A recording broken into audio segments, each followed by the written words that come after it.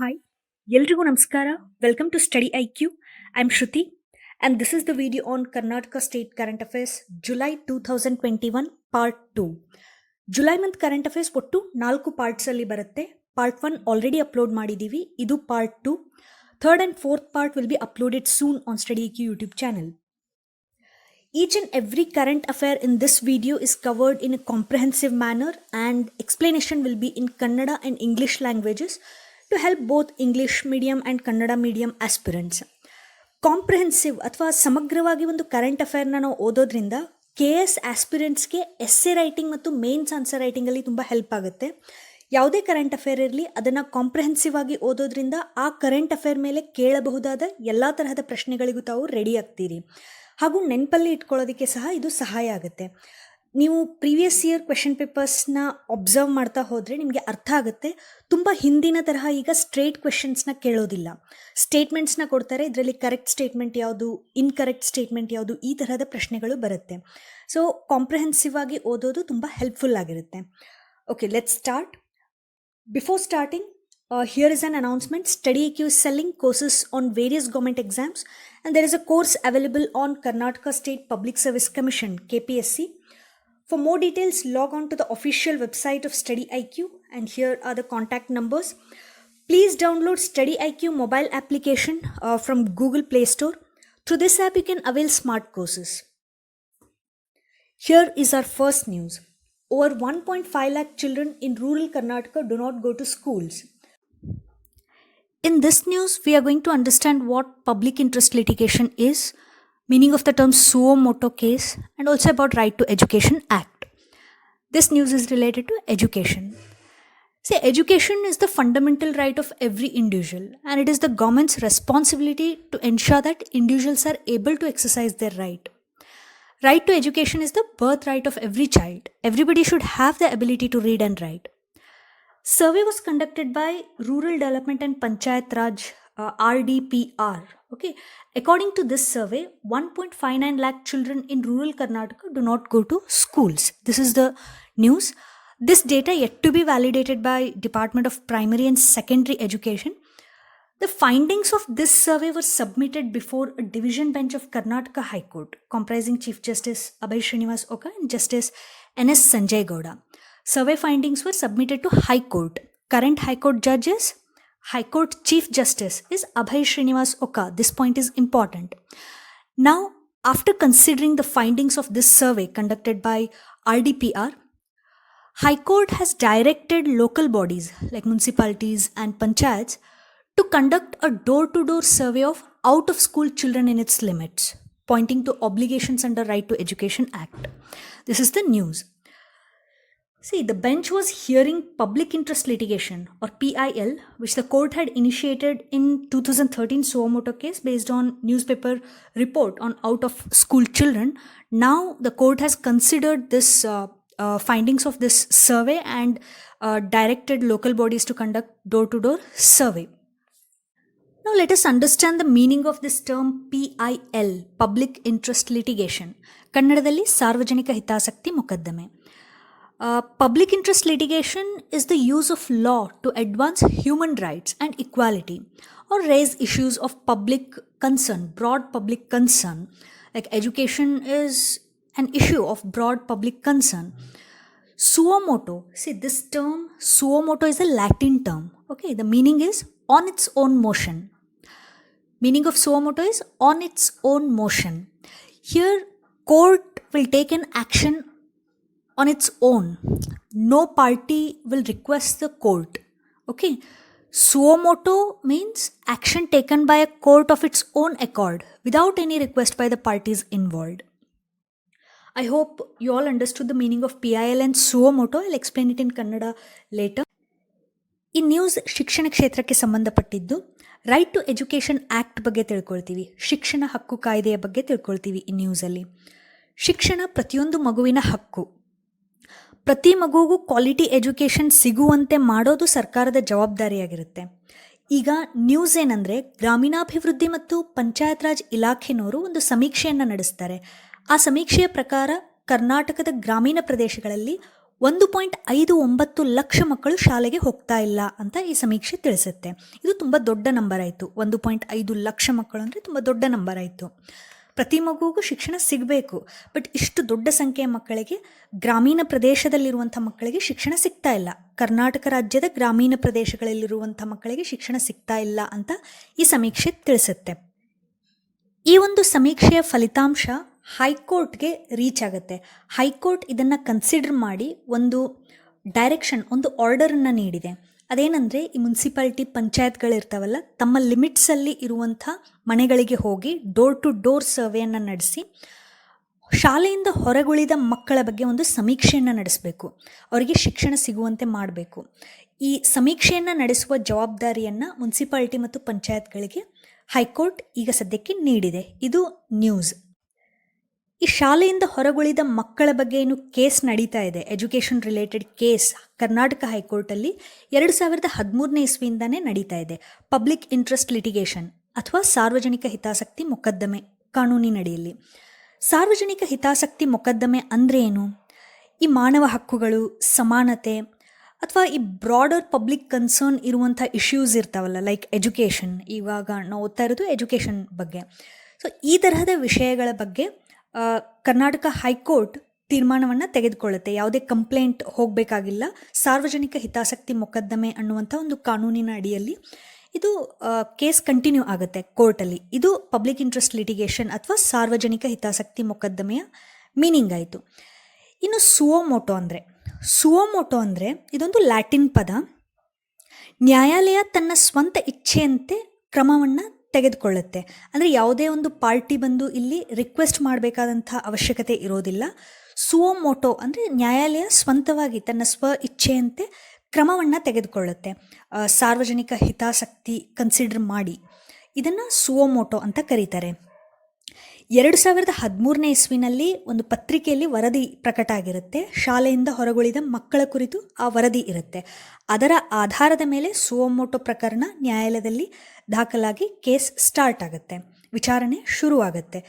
ಈಗ ಈ ಗ್ರಾಮೀಣಾಭಿವೃದ್ಧಿ ಇಲಾಖೆನವರೇನು ಈ ಒಂದು ಸಮೀಕ್ಷೆಯನ್ನು ನಡೆಸಿ ಇಷ್ಟು ದೊಡ್ಡ ಸಂಖ್ಯೆಯ ಮಕ್ಕಳು, 1.59 ಲಕ್ಷ ಗ್ರಾಮೀಣ ಪ್ರದೇಶದ ಮಕ್ಕಳು ಶಾಲೆಗೆ ಹೋಗ್ತಾ ಇಲ್ಲ ಅಂತ ಏನು ಸಮೀಕ್ಷೆ ಹೇಳ್ತಾ ಇದೆ, ಇದನ್ನು ಕನ್ಸಿಡರ್ ಮಾಡಿ ಒಂದು ಆರ್ಡರನ್ನು ಪಾಸ್ ಮಾಡಿದೆ. ಮುನ್ಸಿಪಾಲ್ಟಿ ಅಥವಾ ಪಂಚಾಯತ್ಗಳು ತಮ್ಮ ಲಿಮಿಟ್ಸಲ್ಲಿ ಒಂದು ಸರ್ವೆಯನ್ನು ನಡೆಸಬೇಕು. ಅಂದರೆ ಈಗ ಈ ಗ್ರಾಮೀಣಾಭಿವೃದ್ಧಿ ಇಲಾಖೆ ಕೊಟ್ಟಿರುವಂಥ ಡೇಟಾ ಏನಿದೆ ಅದನ್ನು ವ್ಯಾಲಿಡೇಟ್ ಮಾಡೋದು ಶಿಕ್ಷಣ ಇಲಾಖೆ ಸಹ ಮಾಡುತ್ತೆ. ಈ ಲೋಕಲ್ ಬಾಡೀಸ್ ಸಹ ಅದನ್ನು ಡೋರ್ ಟು ಡೋರ್ ಸರ್ವೆ ನಡೆಸಿ ಎಷ್ಟು ಮಕ್ಕಳು ಶಾಲೆಗೆ ಹೋಗ್ತಾ ಇಲ್ಲ ಅನ್ನೋದನ್ನು ತಿಳಿಸ್ಬೇಕಾಗತ್ತೆ. ಆ ಜವಾಬ್ದಾರಿಯನ್ನು ಲೋಕಲ್ ಬಾಡೀಸ್, ಮುನ್ಸಿಪಾಲ್ಟಿ ಅಥವಾ ಪಂಚಾಯತ್ಗಳಿಗೆ ನೀಡಿದೆ. ಇದು ನ್ಯೂಸ್. ಇಲ್ಲಿ ಮುಖ್ಯವಾಗಿ ನೆನಪಿಡಬೇಕಾಗಿರುವಂಥ ಅಂಶ, ಅಭಯ್ ಶ್ರೀನಿವಾಸ್ ಒಕಾ ಅವರು ಈಗಿನ ಕರ್ನಾಟಕ ಹೈಕೋರ್ಟ್ ಮುಖ್ಯ ನ್ಯಾಯಮೂರ್ತಿ, chief justice. Okay, PIL public interest litigation, suo motu ಅಂದರೆ ಏನಂತ ತಿಳ್ಕೊಂಡ್ವಿ. Now let us understand about this right to education act. This is very important. Right to education act is also known as Right of Children to Free and Compulsory Education Act 2009. Please remember the year 2009. This was enacted by Parliament of India on 4th August 2009. Right to Education Act 2009. ಇದನ್ನು ನೆನಪಲ್ಲಿಡಬೇಕು. What is the objective of this act? The act ensures that each child in India receives quality elementary education, irrespective of their economic or caste background. This includes children who are forced to drop out of school. In our constitution, there is one article, Article 21A. Please remember this article. Article 21A of Constitution of India says children between 6 to 14 years of age, 6 to 14 years of age must get free and compulsory education. Government must provide free and compulsory education for children aged between 6 to 14 years in India. This is what Article 21A says. Please remember the number, this article number 21A. ಭಾರತದ ಸಂವಿಧಾನದ ಪರಿಚ್ಛೇದ 21A ಹೇಳುತ್ತೆ, ಭಾರತದಲ್ಲಿ 6ರಿಂದ 14 ವರ್ಷ ವಯಸ್ಸಿನ ಮಕ್ಕಳಿಗೆ ಉಚಿತ ಮತ್ತು ಕಡ್ಡಾಯ ಶಿಕ್ಷಣವನ್ನು ನೀಡಬೇಕು ಅಂತ. ಇದು ಶಿಕ್ಷಣ ಹಕ್ಕು ಕಾಯ್ದೆ 2009. Now let's move to the next news. Revenge tourism makes its presence felt in Karnataka. See, this news helps in understanding the importance of tourism sector, how pandemic affected tourism, and this new term, revenge tourism. What is the meaning of revenge tourism? It is over tourism. Too many number of people are traveling. Popular destinations in Karnataka filled with tourists. This is the meaning of this news. Revenge tourism makes its presence felt in Karnataka. Popular destinations in Karnataka filled with tourists. This is seen all over the country. See, lockdowns were lifted in different parts of the country. People were tied up for 2 to 3 months. They are frustrated. They want to feel free. So the response is overwhelming. During weekends, there are huge crowds. These homestays, hotels, and restaurants are filled.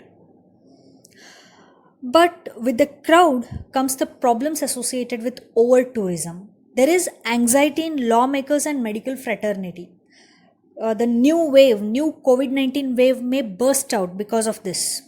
And trash is a huge problem. These tourists pollute area. And most of the stakeholders agree that the response post the second wave lockdown is far higher than what was after the first wave restrictions were lifted. Let's have a quick look at tourism sector in our country. Some of the points may help you all in KS mains answer writing or essay writing. Tourism sector generates employment. It also enhances an investment in India. It accelerates development. Tourism contributes 14.8% towards Karnataka GDP. Tourism contributes 14.8% towards Karnataka's GDP and it supports over 16 million jobs. The travel and tourism industry contributed 6.8% of total economy of India. 6.8%. And this is significant. And after this COVID lockdown, many lost jobs. Many people who were in this tourism sector lost jobs.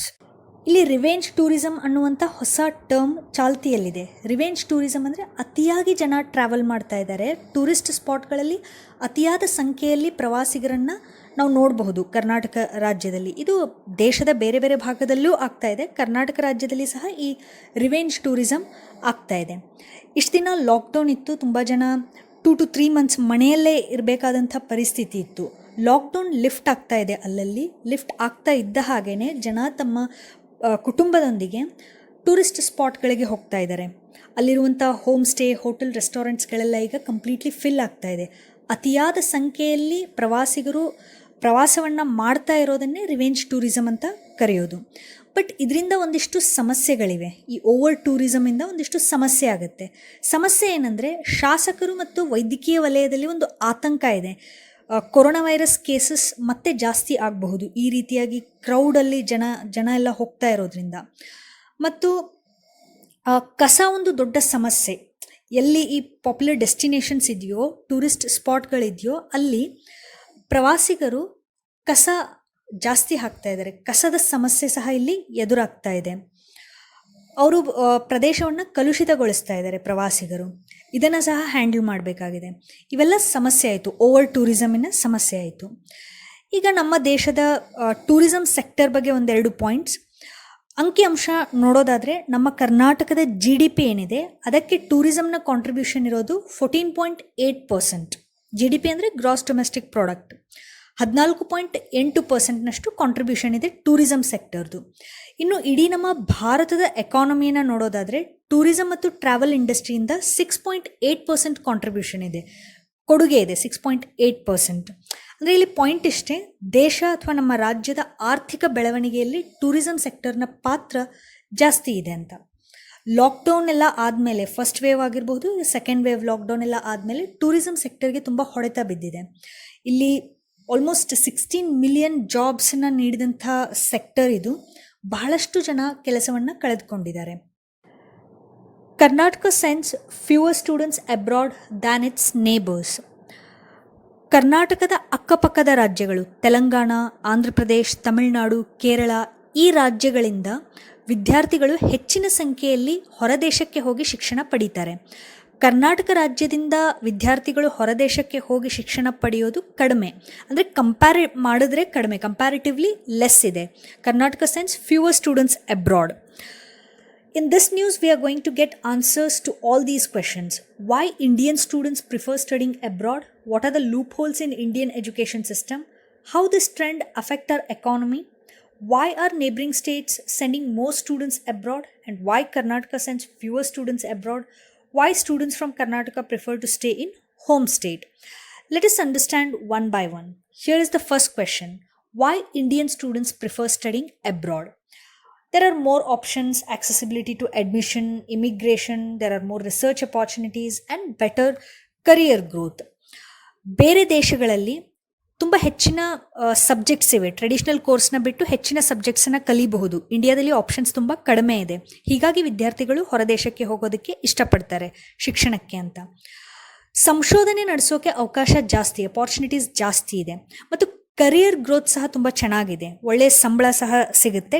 Talent ಮತ್ತು hard ವರ್ಕ್ಗೆ ಮಾತ್ರ ಅಲ್ಲಿ ಬೆಲೆ ಇರುತ್ತೆ. ಅಂದರೆ ಈ ಜಾತಿ reservation ನಮ್ಮ ದೇಶದಲ್ಲಿ ಏನಿದೆ ಆ ಥರದ್ದು ಬೇರೆ ದೇಶಗಳಲ್ಲಿ ಇಲ್ಲ. ಟ್ಯಾಲೆಂಟ್ ಮತ್ತು ಹಾರ್ಡ್ ವರ್ಕ್ಗೆ ಬೆಲೆ ಇರುತ್ತೆ. ಹೀಗಾಗಿ ಇಂಡಿಯನ್ ಸ್ಟೂಡೆಂಟ್ಸ್ ಪ್ರಿಫರ್ ಮಾಡ್ತಾರೆ ಹೊರಗಡೆ ಹೋಗಿ ಕಲಿಯೋದಕ್ಕೆ. What are the loopholes in Indian education system? Poor infrastructure, shortage of good teachers, jaded curriculum, industry disconnect. ನಮ್ಮ ದೇಶದ ಶಿಕ್ಷಣ ವ್ಯವಸ್ಥೆಯಲ್ಲಿ ಇರುವಂಥ ಲೂಪ್ ಹೋಲ್ಸ್ ಏನಂದರೆ, ಇಲ್ಲಿ ಕಳಪೆ ಮೂಲಸೌಕರ್ಯ ಇದೆ. ತುಂಬ ಒಳ್ಳೆಯ ಟೀಚರ್ಸ್ ಏನಿದ್ದಾರೆ ಅವರ ಸಂಖ್ಯೆ ಕಡಿಮೆ ಇದೆ. ಜೇಡೆಡ್ ಕರಿಕ್ಯುಲಮ್ ಅಂದರೆ ತುಂಬ ಔಟ್ಡೇಟೆಡ್ ಸಿಲೆಬಸ್ ಓದ್ತಾ ಇದ್ದೀವಿ ನಾವು. ಈಗ ಇಂಡಸ್ಟ್ರಿಗಳಲ್ಲಿ ಬೇಕಾಗಿರುವಂಥ ಸ್ಕಿಲ್ ಏನಿದೆ ಅದು ಅಂದರೆ ನಾವು ಡಿಗ್ರಿ ಮಾಡೋವಾಗ ಆ ಒಂದು ಸ್ಕಿಲ್ನ ಹೇಳ್ಕೊಡೋದಿಲ್ಲ. ಅಂದರೆ ಔಟ್ಡೇಟೆಡ್ ಸಿಲೆಬಸ್ ನಾವು ಓದ್ತಾ ಇದ್ದೀವಿ. ಈ ಎಲ್ಲ ಕಾರಣದಿಂದ ವಿದ್ಯಾರ್ಥಿಗಳು ಬೇರೆ ದೇಶಕ್ಕೆ ಹೋಗಿ ಕಲಿಯೋದಕ್ಕೆ ಇಷ್ಟಪಡ್ತಾರೆ. ಅಲ್ಲಿ ಇಂಡಸ್ಟ್ರಿನಲ್ಲಿ ಯಾವ ಸ್ಕಿಲ್ ಬೇಕಿದೆಯೋ ಅದಕ್ಕೆ ತಕ್ಕನಾಗೆ ವಿದ್ಯಾರ್ಥಿಗಳನ್ನು ಟ್ರೈನ್ ಮಾಡಲಾಗುತ್ತೆ ಬೇರೆ ದೇಶದ ಶಿಕ್ಷಣ ಸಂಸ್ಥೆಗಳಲ್ಲಿ. How this trend affect our economy? Brain drain, shortage of skilled work force by 2030. ಇದು ತುಂಬ ಇಂಪಾರ್ಟೆಂಟ್. ಒಬ್ಬ ಭಾರತೀಯನ ಜ್ಞಾನ ಇನ್ನೊಂದು ದೇಶದ ಅಭಿವೃದ್ಧಿಗೆ ಉಪಯೋಗ ಆಗುತ್ತೆ. ನಮ್ಮ ದೇಶಕ್ಕೆ ಆ ಉಪಯೋಗ ಆಗೋದಿಲ್ಲ. ಈ ರೀತಿಯಾಗಿ ಹೊರಗಡೆ ಹೋಗ್ತಾರಲ್ಲ ಸ್ಟೂಡೆಂಟ್ಸ್ ಕಲಿಯೋದಕ್ಕೆ ಅಂತ, ಜಾಸ್ತಿ ಜನ ಅಲ್ಲೇ ಸೆಟ್ಲ್ ಆಗುವಂಥ ಸಾಧ್ಯತೆ ಇರುತ್ತೆ. ಸೊ ಅವರಲ್ಲೇನಾದರೂ ಸೆಟ್ಲ್ ಆದರೆ ಅವರ ಜ್ಞಾನ ಆ ದೇಶದ ಅಭಿವೃದ್ಧಿಗೆ ಉಪಯೋಗ ಆಗುತ್ತೆ ಹೊರತು ನಮ್ಮ ದೇಶದ ಅಭಿವೃದ್ಧಿಗೆ ಉಪಯೋಗ ಆಗೋದಿಲ್ಲ. ನಮ್ಮ ದೇಶದಲ್ಲಿ ನುರಿತ ಕೆಲಸಗಾರರ ಸಂಖ್ಯೆ ಸಹ ಕಡಿಮೆ ಆಗ್ತಾ ಬರುತ್ತೆ. 2030 ಅಷ್ಟೊತ್ತಿಗೆ ಸ್ಕಿಲ್ಡ್ ವರ್ಕ್ ಫೋರ್ಸ್ ಅಥವಾ ನುರಿತ ಕೆಲಸಗಾರರ ಸಂಖ್ಯೆ ಕಡಿಮೆ ಆಗುತ್ತೆ ಅಂತ ಒಂದು ರಿಪೋರ್ಟ್ ತಿಳಿಸುತ್ತೆ. ಬೇರೆ ದೇಶಕ್ಕೆ ಇವರು ಹೋಗಿ ಸೆಟ್ಲ್ ಆಗೋದಕ್ಕೆ ಯಾಕೆ ಇಷ್ಟಪಡ್ತಾರೆ ಅಂದರೆ ಕಲಿತು ವಾಪಸ್ ಬರೋದಿಲ್ಲ, ಅಲ್ಲೇ ಕಲಿತು ಅಲ್ಲಿಯೇ ಜಾಬ್ ಮಾಡ್ತಾರೆ. ಅಲ್ಲಿ ಉತ್ತಮ ಜೀವನ ಗುಣಮಟ್ಟ ಸಿಗುತ್ತೆ, ಒಳ್ಳೆ ಸಂಬಳ ಸಿಗುತ್ತೆ, ಸುಧಾರಿತ ತಂತ್ರಜ್ಞಾನದ ಬಗ್ಗೆ ಅರಿವು ಹೆಚ್ಚು ಸಿಗುತ್ತೆ ಮತ್ತು ಅದನ್ನು ಅವರು ಬಳಸಬಹುದು. ಅಲ್ಲಿ ಸ್ಥಿರವಾದ ರಾಜಕೀಯ ಪರಿಸ್ಥಿತಿ ಇರೋದ್ರಿಂದ ಅವರು ಅಲ್ಲಿಯೇ ಇರೋದಕ್ಕೆ ಇಷ್ಟಪಡ್ತಾರೆ. ಇದರಿಂದ ನಮ್ಮ ದೇಶದ ಅಭಿವೃದ್ಧಿ ಕುಂಠಿತಗೊಳ್ಳುತ್ತೆ ಅನ್ನೋದು ಇಲ್ಲಿ important point. Number of students choosing to study abroad has steadily increased since 2017. However, Karnataka has been sending fewer students abroad compared to other South Indian states like Andhra, Tamil Nadu and Kerala. Please observe this data. In the year 2019, 29,314 students from Karnataka flew out. And compare this number with rest of the states. 69,465 students from Andhra Pradesh flew out, 41,488 students from Tamil Nadu and 30,948 students from Kerala flew out. In the year 2021, 4,176 students from Karnataka flew out and 11,790 students from Andhra Pradesh, 5,040 students from Kerala flew out. Why students from Karnataka prefer to stay in home state? Because there are more options for education, business and employment, and candidates are more inclined towards joining startups or seek transfer abroad while working for an international company. ನಮ್ಮ ರಾಜ್ಯದ candidates ಇದೇ ರಾಜ್ಯದಲ್ಲಿ ಇರೋದಕ್ಕೆ ಇಷ್ಟಪಡ್ತಾರೆ. ಹೊರದೇಶಕ್ಕೆ ಹೋಗಿ ಕಲಿಬೇಕು ಅಂತ ಬಯಸುವವರ ಸಂಖ್ಯೆ ಸ್ವಲ್ಪ ಕಡಿಮೆ ಇದೆ ಬೇರೆ ರಾಜ್ಯದ ಕ್ಯಾಂಡಿಡೇಟ್ಸ್ಗೆ ಹೋಲಿಸಿದಾಗ. ಯಾಕೆಂದರೆ ನಮ್ಮ ರಾಜ್ಯದಲ್ಲಿ ಎಜುಕೇಷನ್ಗೆ ತುಂಬ ಆಪ್ಷನ್ಸ್ ಇದೆ. ಇಲ್ಲಿ ಬಿಸ್ನೆಸ್ ಸ್ಟಾರ್ಟ್ ಮಾಡೋದಕ್ಕೆ ಉತ್ತಮ ವಾತಾವರಣ ಇದೆ. ಈಸ್ ಆಫ್ ಡೂಯಿಂಗ್ ಬಿಸ್ನೆಸ್ ಅಂದರೆ ಗೌರ್ಮೆಂಟ್ ಪಾಲಿಸಿ ಚೆನ್ನಾಗಿದೆ ಇಲ್ಲಿ. ಅದರಲ್ಲೂ ಬೆಂಗಳೂರು ಸುತ್ತಮುತ್ತ ಸ್ಟಾರ್ಟಪ್ಸ್ಗೆ ತುಂಬ ಒಳ್ಳೆಯ ವಾತಾವರಣ ಇದೆ. ಯಾವುದೇ ಒಂದು ಬಿಸ್ನೆಸ್ನ ಸ್ಟಾರ್ಟ್ ಮಾಡಬೇಕು ಅಂದರೆ ಸರ್ಕಾರದ ಪರವಾನಗಿ ಎಲ್ಲ ಪಡಿಬೇಕಾಗತ್ತೆ. ಸೊ ಆ ಪೇಪರ್ ವರ್ಕ್ ಏನಿದೆ ಅದು ತುಂಬ ಕಡಿಮೆ ಇದೆ, ತುಂಬ ಈಸಿ ಇದೆ ಇಲ್ಲಿ. ಹೀಗಾಗಿ ಇಲ್ಲಿ ಸ್ಟಾರ್ಟಪ್ಸ್ನ ಸೆಟಪ್ ಮಾಡೋದು ತುಂಬ ಈಸಿ, ಬಿಸ್ನೆಸ್ ಸ್ಟಾರ್ಟ್ ಮಾಡೋದು ತುಂಬ ಈಸಿ. ಹೀಗಾಗಿ ಇಲ್ಲಿಯೇ ಕಲಿತು ಇಲ್ಲಿಯೇ ಬಿಸ್ನೆಸ್ನ ಸ್ಟಾರ್ಟ್ ಮಾಡೋದಕ್ಕೆ ಇಷ್ಟಪಡ್ತಾರೆ ಕರ್ನಾಟಕ ರಾಜ್ಯದ ಮ್ಯಾಕ್ಸಿಮಮ್ ಕ್ಯಾಂಡಿಡೇಟ್ಸ್. ಇಲ್ಲಿ ಇನ್ನೊಂದು ಗಮನಿಸಬೇಕಾದಂಥ ವಿಷಯ ಏನಂದರೆ, ಕ್ಯಾಂಡಿಡೇಟ್ಸ್ ಇದೇ ರಾಜ್ಯದಲ್ಲಿಯೇ ಕಲಿತಾರೆ, ಎಜುಕೇಷನ್ ಇಲ್ಲಿಯೇ ಕಂಪ್ಲೀಟ್ ಮಾಡ್ಕೊಳ್ತಾರೆ, ಬಟ್ ಜಾಬ್ಗೋಸ್ಕರ ಮಾತ್ರ ಬೇರೆ ದೇಶಕ್ಕೆ ಹೋಗ್ತಾರೆ. ಅಲ್ಲಿ ಒಳ್ಳೆ ಸ್ಯಾಲ್ರಿ ಸಿಗುತ್ತೆ, ಸ್ಟ್ಯಾಂಡರ್ಡ್ ಆಫ್ ಲಿವಿಂಗ್ ಚೆನ್ನಾಗಿರುತ್ತೆ ಅನ್ನೋದು main reason. See, we should not stop people from migrating. We have to give them better life at home. Migration is not a problem, it's a process. Let's move to the next news. 21% of government schools in Karnataka lack hand wash facility.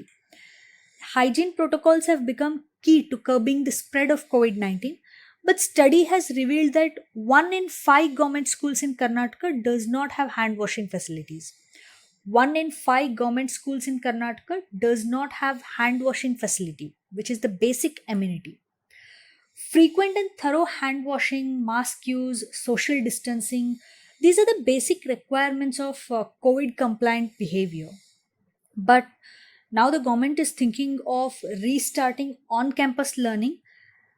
But this report says that there is no basic amenity. Hand washing facility itself is not there in 21% of government schools. And you can observe the data here. 2019-2020 report of Unified District Information System for Education revealed that out of 49,834 government schools in the state, 39,110 have hand washing facilities. That means that around 21% of schools lack this basic amenity. Around 12% of government aided schools and 11% of private unaided schools also don't have it, according to this report. See, this survey is nearly 2 years old, but many schools still lack hand wash facilities. And this was not a priority issue all these years. But after this COVID breakout, this has become a priority. Now, setting a hand washing facility in all these 21% of government schools is not that easy. Several schools don't have piped water connection or overhead tanks. Government must look into this matter.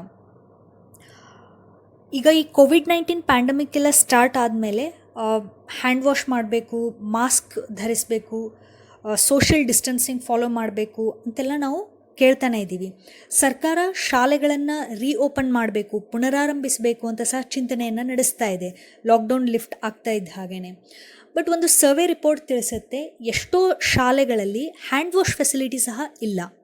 Almost 21% ಸರ್ಕಾರಿ ಶಾಲೆಗಳಲ್ಲಿ hand wash facility ಇಲ್ಲ. ಈಗ ಸಡನ್ನಾಗಿ hand wash ಫೆಸಿಲಿಟಿನ ಅಲ್ಲಿ ಕೊಡಬೇಕು ಅಂದರೆ ಎಷ್ಟೋ ಶಾಲೆಗಳಲ್ಲಿ ಪೈಪ್ಡ್ ವಾಟರ್ ಕನೆಕ್ಷನ್ ಸಹ ಇಲ್ಲ, ಓವರ್ ಹೆಡ್ ಟ್ಯಾಂಕ್ಗಳಿರ್ತಾವಲ್ಲ ಆ ವ್ಯವಸ್ಥೆ ಸಹ ಇಲ್ಲ. ಸೊ ಬಹಳಷ್ಟು ಶಾಲೆಗಳಲ್ಲಿ ಈ ಬೇಸಿಕ್ ಎಮ್ಯುನಿಟಿಯನ್ನು ಪ್ರೊವೈಡ್ ಮಾಡುವಂಥ ನೆಸೆಸಿಟಿ ಈಗ ಇದೆ. ಸರ್ಕಾರ ಆದಷ್ಟು ಬೇಗ ಈ ಎಲ್ಲ ಶಾಲೆಗಳಲ್ಲಿ ಹ್ಯಾಂಡ್ ವಾಶ್ ಫೆಸಿಲಿಟಿಯನ್ನು ನೀಡಬೇಕಾಗತ್ತೆ. ಇದು ಮಕ್ಕಳ ಆರೋಗ್ಯಕ್ಕೆ ಸಂಬಂಧಪಟ್ಟಂಥ ವಿಷಯ.